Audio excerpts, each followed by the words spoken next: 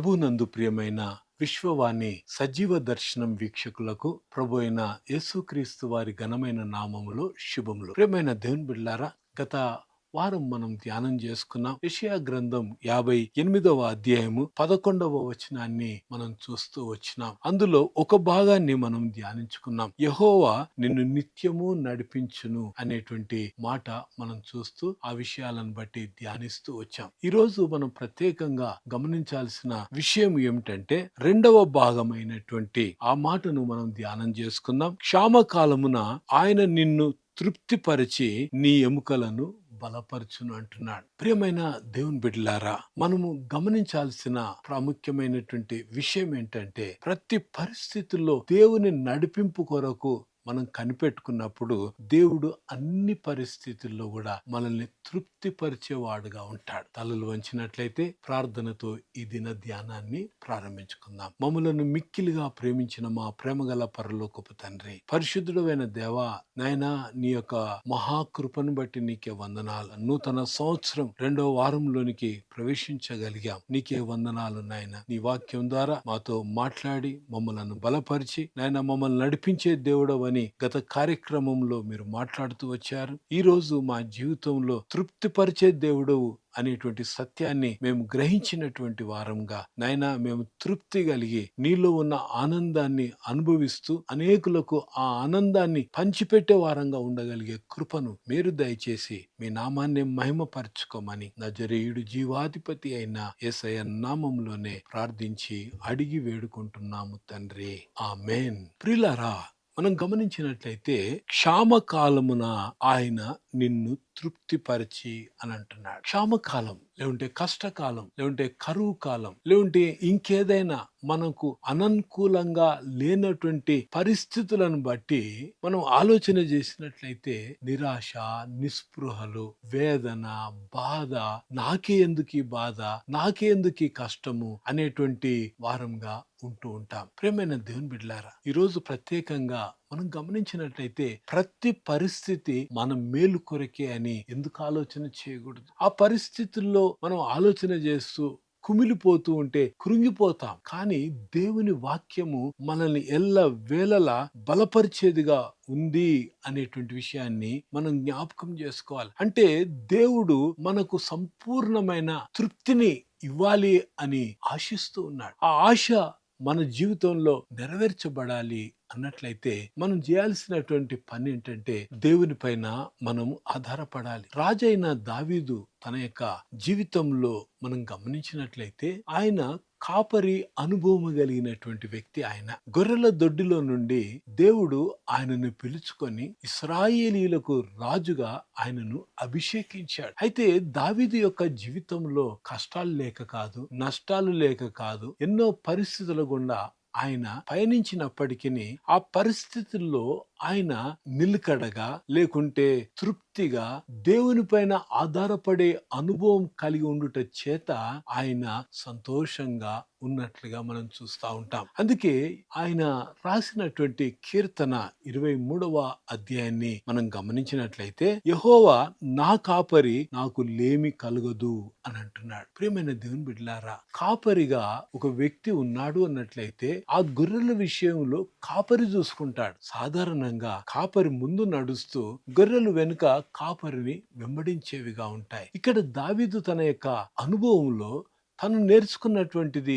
ఏమిటి అని అంటే, యెహోవా నా కాపరి, దేవుడే నా కాపరి, నన్ను నడిపించేటువంటి వాడు ఆయన గనుక ఆయన నాకుండగా నాకే కొదువ లేదు అనేటువంటి మాట మాట్లాడుతున్నాడు.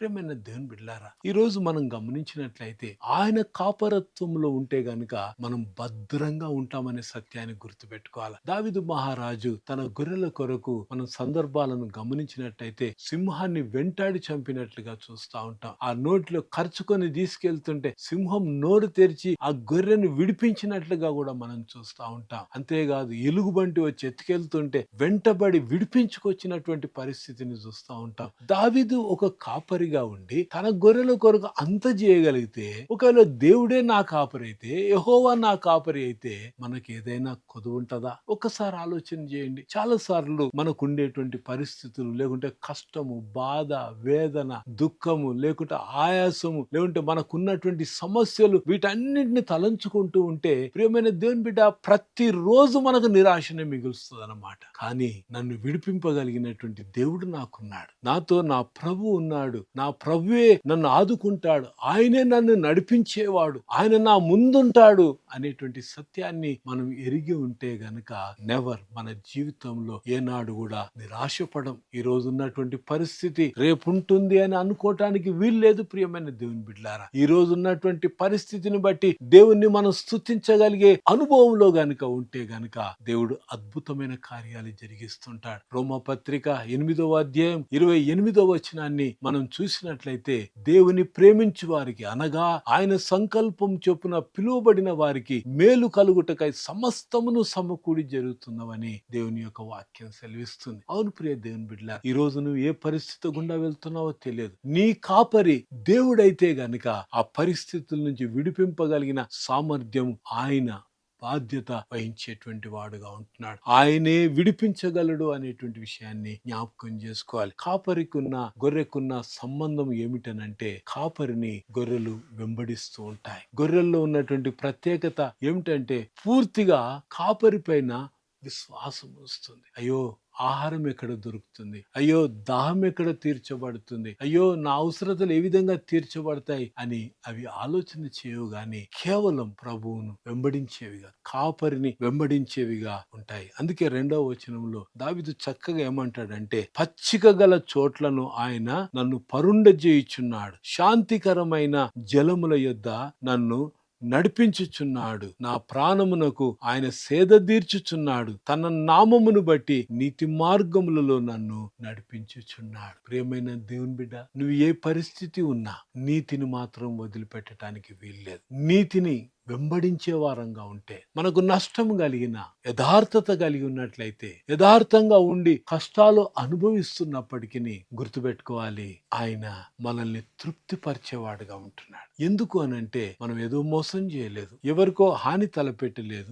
ఇంకెవరినో గాయపరచలేదు, కానీ మంచి చేసి కూడా నేను కష్టపడుతున్నాను, మంచికి నేను ప్రతిఫలాన్ని అనుభవించడానికి బదులుగా వ్యతిరేకమైనటువంటి విషయాలు ఎన్నో అనుభవిస్తున్నాను అని నువ్వు తలంచి కృంగిపోవడం కాదు గాని ఆ పరిస్థితుల్లో దేవుణ్ణి ఘనపరచాలి. అందుకే ధన్యతల్లో ఒక మాట అంటాడు, నా నిమిత్తము జనులు మిమ్ము నిందించి హింసించి అబద్ధముగా చెడ్డ మాటలలో పలుకున్నప్పుడు మీరు ధన్యులు, సంతోషించి ఆనందించుడి, పరలోకమందు మీ ఫలము అధికమగును అంటుంటాడు. ప్రియమైన దేవుని బిడ్డలారా, ఈ మాటలు వింటూ ఉన్నప్పుడు అయ్యో ప్రభుని నమ్ముకుంటే ఈ కష్టాలు ఎందుకండి, ప్రభుని నమ్ముకుంటే ఈ శ్రమలు ఎందుకండి అని చాలా మంది మాట్లాడుతూ ఉంటారు. ప్రియమైన దేవుని బిడ్డలారా, ఈ మధ్య కాలంలోనే మనం క్రిస్మస్ పర్వదినాలను జ్ఞాపకం చేసుకుంటూ, క్రీస్తును ఆరాధించే విషయంలో మనం జ్ఞాపకం చేసుకుంటూ వచ్చాం. ఆయన ఈ లోకానికి రావడమే మన నిమిత్తమై ప్రాయశ్చిత్తం చేయటానికి, శ్రమను అనుభవించడానికి, ప్రాణం పెట్టడానికి ఆయన ఈ లోకానికి వచ్చాడు. అందుకే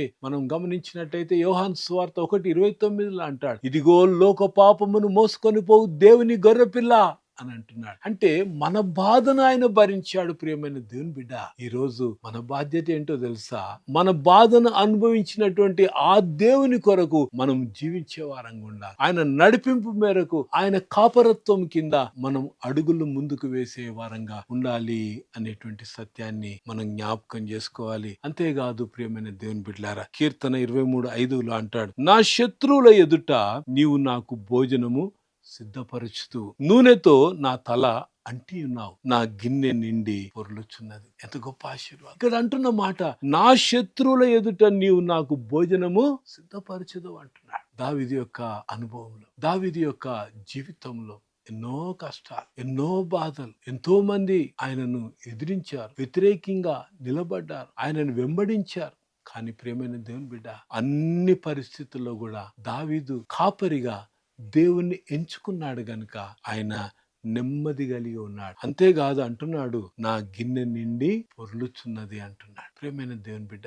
నూనె అభిషేకానికి గుర్తు. సమూయేలు ప్రవక్త చేత అభిషేకింపబడినటువంటి దావీదు తన యొక్క జీవితంలో ఆయన అనుభవం ఏంటంటే, నా గిన్నె నిండి పొర్లుచున్నది అని అంటున్నాడు. ఈరోజు గమనించాలి, మన గిన్నె నిండి పొర్లుచున్నదా? మన గిన్నె నిండితే మనం ఆశీర్వదింపబడినటువంటి స్థితి. నిండి పొర్లుచున్నది అంటే ఇతరులకు నేను ఆశీర్వాదకరంగా మారబోతున్నటువంటి స్థితి. ప్రియమైన దేవుని బిడ్డలారా, ఈ రోజు ఒకటే గుర్తు పెట్టుకోవాలా, ఈ లోకంలో ఈ యాత్రలో మనం కొనసాగుతూ ఉంటుండగా యెషయా గ్రంథం 58వ అధ్యాయం 2వ భాగంలో మనం చూసినట్లుగా, క్షామకాలమున ఆయన నిన్ను తృప్తిపరిచి నీ ఎముకలను బలపరచు. ఎంత గొప్ప వాగ్దానం అండి ఇది. ఇలా ఎముకలు బలంగా ఉంటేనే ఈ శరీరం నిలబడుతుంది. ఎముకలను బలపరిచే దేవుణ్ణి కలిగి ఉండడం ద్వారా మన జీవితంలో తృప్తి కలుగుతుంది. ఎముకలే బలహీన పడిపోతే ఒక మనిషి వంగిపోతాడు. అంత కిందికే చూడడం జరుగుతుంది, పైకి చూడడం అనేది జరగదు. పైకి చూసే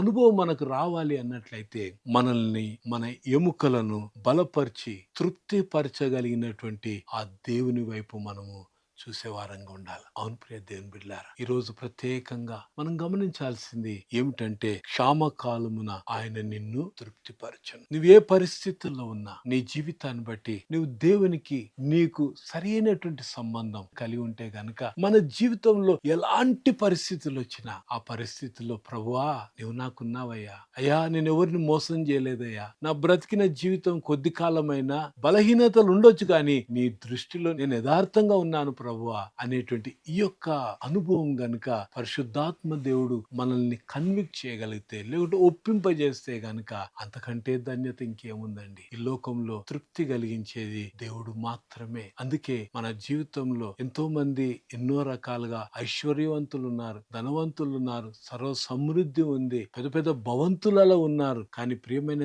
దేవుని బిడ్డ, ఒకవేళ తృప్తి కలిగినటువంటి జీవితం లేకపోతే దాని వలన ప్రయోజనం ఏంటి? కానీ మన కొరకు ఆయన కాపరిగా ఉండి, ఆయన మనల్ని నడిపించేవాడుగా, ఆయన నడిపింపులో మనం ఉండడం ద్వారా దేవుడు మనకు ఒక తృప్తిని ఇస్తున్నాడు. ఈరోజు ఆ ప్రభువు నాతో ఉన్నాడు అనే విశ్వాసం కలిగి ఉంటే తృప్తిగా మనం నిద్రపోగలుగుతాం. లేకపోతే భయంతోను, లేకపోతే వేదనతోను, దుఃఖంతోను, కష్టం ఉందని, బాధ ఉందని కుమిలిపోతూ జీవితాన్ని పాడు చేసుకునే వారంగా ఉంటారు. అలా ఉండకుండా దేవుడు సహాయపడాలి అంటే ఆయనే మన కాపరిగా ఉండాలా. ఆయనను బట్టే మనం తృప్తి చెందేటువంటి వారంగా ఉండాలి. అలాంటి గొప్ప కృప ప్రభుడమైన మనకు దేవుడు దయచేయును గాక. ఆమేన్. మమ్మలను మిక్కిలిగా ప్రేమించిన మా ప్రేమగల పరలోకపు తండ్రి, పరిశుద్ధుడమైన దేవా, క్షామకాలమున ఆయన నిన్ను తృప్తిపరిచి నీ ఎముకలను బలపరచును అని మీరు సెలవిచ్చినారు. అవును దేవా, నీ యొక్క బలం పైన ఆధారపడినప్పుడు నీవు బలపరిస్తేనే మేము బలంగా ఉండగలము నాయన. లేకుంటే పరిస్థితుల వైపు చూస్తే మేము కృషించిపోతూ ఉంటాం ప్రభా. అయ్యా, నీ జీవవాక్కుల కొరకై నీకు స్తోత్రము నాయన. బిడ్డలు ఎవరు ఏ పరిస్థితుల్లో ఉన్నారో నాకైతే తెలియదు, కానీ పరిస్థితులను ఎరిగినటువంటి దేవుడు తండ్రి, వారు ఎటువంటి పరిస్థితుల్లో ఉన్న ఉపశమనాన్ని ఇచ్చి వారి జీవితంలో తృప్తికరమైనటువంటి జీవితాన్ని నాయన నిన్ను కాపరిగా వారు కలిగి ఉండే కృపను మీరు దయచేయమని మేము ప్రార్థన చేస్తుంటున్నాం. నీకే మహిమ, నీకే ఘనత, ప్రభావాలు చెల్లిస్తూ నజరేయుడు జీవాధిపతి అయిన యేసయ్య పరిశుద్ధమైన నామంలో ప్రార్థించి అడిగి వేడుకుంటున్నాము తండ్రి. ఆమేన్. మన ప్రభు అయిన యేసు క్రీస్తు వారి కృప, తండ్రి అయిన దేవుని ప్రేమ, పరిశుద్ధాత్ముని అన్యోన్య సహవాసం వాక్యం విన్న బిడ్డలందరికీ ఇప్పుడు ఎల్లప్పుడూ సర్వదా తోడై నడిపించును గాక. ఆమేన్.